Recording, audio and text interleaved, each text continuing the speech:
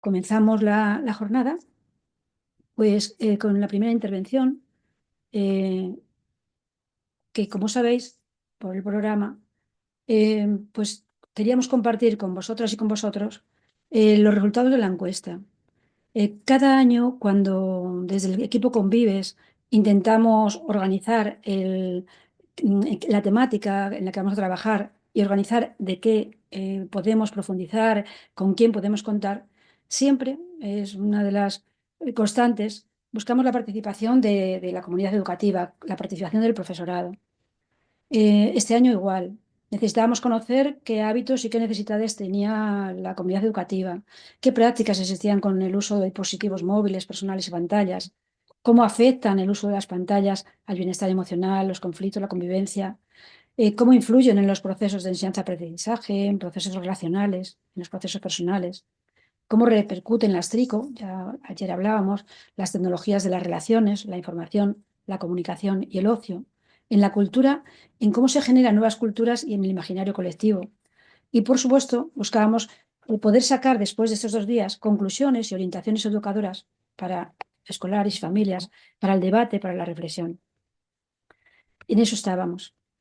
Eh, Como siempre, desde Convives, os recuerdo de nuevo que cualquier fallo, pues somos gente voluntaria, somos profes, como vosotras, como las personas que estáis aquí y que, bueno, dedicamos tiempo y esfuerzo, trabajo, pensamiento compartido a, a reflexionar sobre asuntos de actualidad que nos tienen a todos y a todas entretenidos, enredados y ocupados, quería decir. Por eso la encuesta con el profesorado la hicimos en junio del año pasado, porque sobre todo queríamos detectar buenas prácticas. Es imprescindible que las personas que sois simpatizantes de Convives nos hagáis llegar en aquello que estéis trabajando y que consideréis de éxito, que os está funcionando, porque de ahí bebemos y bebemos de los contactos, de todo lo que nos hacéis llegar, que agradecemos muchísimo. Queríamos conocer percepciones, intereses y necesidades del profesorado. Con las familias lo hicimos ahora, en enero.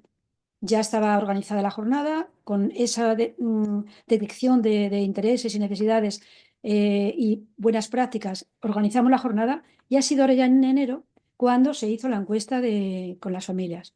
Queríamos conocer sobre todo los usos y los hábitos en casa.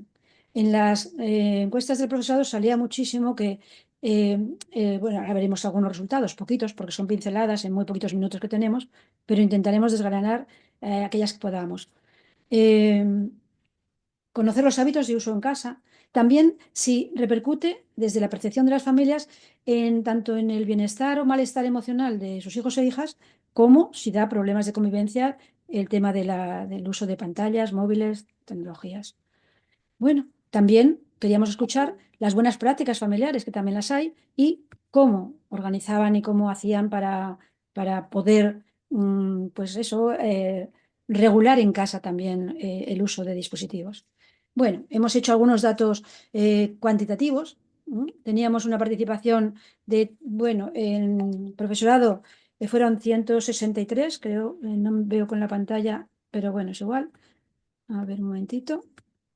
Bien, sí, 162, eh, de los cuales mayoritariamente han participado centros públicos, también un 20% prácticamente de centros concertados.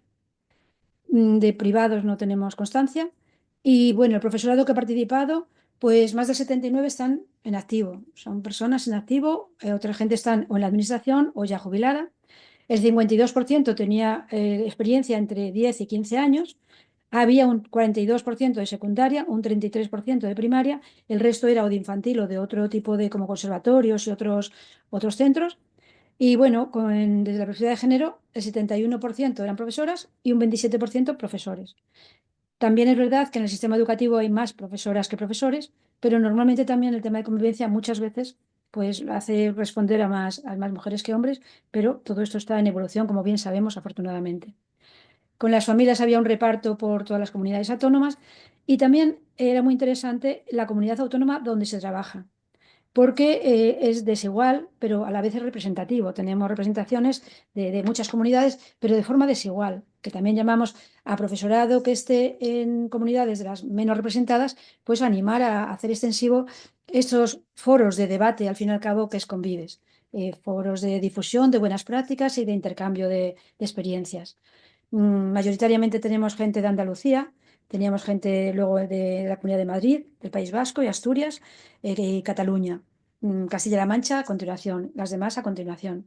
Entonces animamos a eso, a incorporarnos para ser cada día más y más representativos. En las familias hubo 238 encuestas contestadas. Quiero aclarar que en la de profesorado estuvieron 7 días solamente abiertas, a finales de curso, y que en las familias han estado 3 semanas, desde que volvimos de vacaciones de Navidades hasta ahora, hasta el 30 de enero. Por lo tanto, en 3 semanas consideramos muy representativa la muestra. Agradecer a FAMPA, a Confedampa y a FAPACE, que son confederaciones con las que tenemos contacto directo, que también ayudaron junto con todos y todas las personas intervinientes a que se difundiera la encuesta. Bien, algunos datos numéricos, digamos. Datos numéricos bueno, aquí vemos que realmente hay cierta homogeneidad en el grupo que contestaba. Consideramos que las personas que se brindan voluntariamente para contestar a la encuesta, a una encuesta de educación para la paz en el área digital, tienen ya como una predisposición a valorar altamente esta cultura, digamos, en convivencia, en otra manera de estar, en otra manera de ser y de relacionarnos. Y por tanto, realmente hay pues, como un sesgo quizá positivo en este caso, aunque hay indudablemente testimonios, en el artículo que haremos de la revista se pondrán muchos testimonios textuales en todos los sentidos, pero los datos reflejaban que, fijaros bien que vamos con la primera columna. Cuando se le daba acceso a chicos y chicas al primer móvil.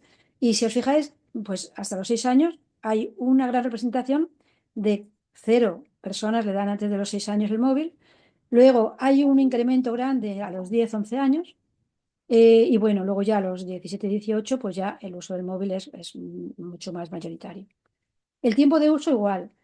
Antes de los 6 años, pues se habla de 1 hora semanal o diaria, hasta llegar ya con 17 18 años a 3 horas o más de uso de móvil diario. El porcentaje con móvil, por tanto, fijaros que, bueno, empezamos con hasta 4 años con 0, pero va incrementándose. 10 11 años, un salto cualitativo. Aquí hay otro salto cualitativo en 12 13 años. Como el paso de secundaria y al segundo ciclo. Ya con 18 años es el 100% quien tiene un móvil.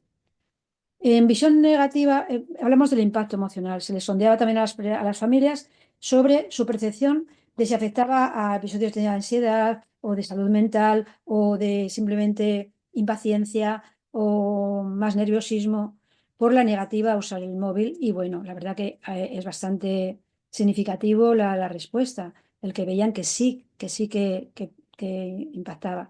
Y desde luego también muy claramente se vinculaba el uso no el uso, sino el limitar el uso de pantallas en casa con conflictos familiares. Y por tanto, esto era uno de los focos de mayor información para la siguiente. eh, que- bueno, esto lo he ido comentando. Del discurso, del análisis del discurso, de las respuestas abiertas, que siempre, siempre es muy rico, siempre el ver cómo se expresa la gente y, insisto, en el artículo que publicaremos con la revista, en la revista Convives, que como sabéis siempre hacemos una monográfica con el tema de la jornada, lo veréis con con testimonios reales, ¿no? Eh, Todas estas afirmaciones que hacemos ahora, tanto en las conclusiones como en lo que hemos ido cuantificando, aparecen en los testimonios. Eh, con mayor frecuencia aparecía la demanda de educación y formación. O sea, nos sentimos poco formadas las personas, tanto las familias como el profesorado. Y bueno, el profesorado era más diverso y había mucho profesorado que sí se consideraba con formación. Pero necesitábamos información o se demandaba en las encuestas para las familias en riesgos y control parental, para el alumnado en uso crítico y ciudadanía digital y también las familias consideran más formación para profesorado. También hay una demanda bastante, era lo más frecuentemente nombrado en las respuestas abiertas, una petición de regulación legal y restricciones por la edad. Esto se pide en las encuestas de familias. Incluso se pedía leyes expresas que prohibiesen o limitasen el acceso a smartphone, a redes sociales. Se hablaba de 16 años e incluso de 18, había quien también decía. También era bastante, ya os digo, lo más nombrado, prohibir los móviles en los centros educativos. Salía también en las encuestas que límites claros, que era imprescindible poner límites claros para el control parental y que por tanto establecer normas claras era una herramienta fundamental y aquí también nos daban muchas pistas de cómo lo están haciendo, así como supervisar los contenidos y los tiempos de uso de sus hijos e hijas. Bueno, reducir el uso, especialmente en primaria y en infantil. El ejemplo de personas adultas salía muchísimo de predicar con el ejemplo y que muchas veces los padres, las madres usan los dispositivos. Y por último, promover actividades al tiempo libre, juegos de mesa, relaciones sociales reales, llevar a los niños al parque. Bueno, tenemos testimonios muy interesantes. Insisto que me voy a centrar aquí un poquito porque si no se nos va el tiempo y queremos ser muy, muy rigurosos con los tiempos. Somos la entrada a las redes y a la calidad de las redes, lo damos los centros educativos y las familias. Es una tarea conjunta. También ahora mismo Salud con Pediatría están haciendo un trabajo aquí interesante en ese sentido. Hay mucha investigación ahora mismo. Toda la tribu es necesaria para educar en la era digital. Esa formación que ya hemos dicho, que el uso inadecuado genera problemas. Y me voy a parar en lo de las normas porque hemos intentado clasificar las normas en tres tipos de normas. Había quien de las que nos decían que les estaban funcionando, eran las medidas reguladoras, en las que limitaban el uso, cuándo usarlo, cómo usarlo, cuánto tiempo. Medidas habilitadoras, las hemos llamado, que serían las que forman al alumnado con recursos y con estrategias para poder discernir cómo hacerlo y hacerlo bien, incluso potenciar actitudes prosociales. Y también se hablaba de un acompañamiento decreciente acorde a la edad y a las capacidades.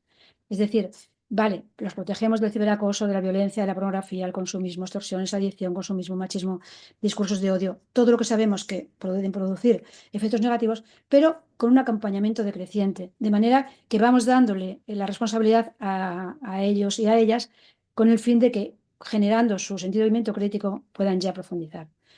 Por lo tanto, también se decía mucho el equilibrio entre actividades físicas y al aire libre y digitales.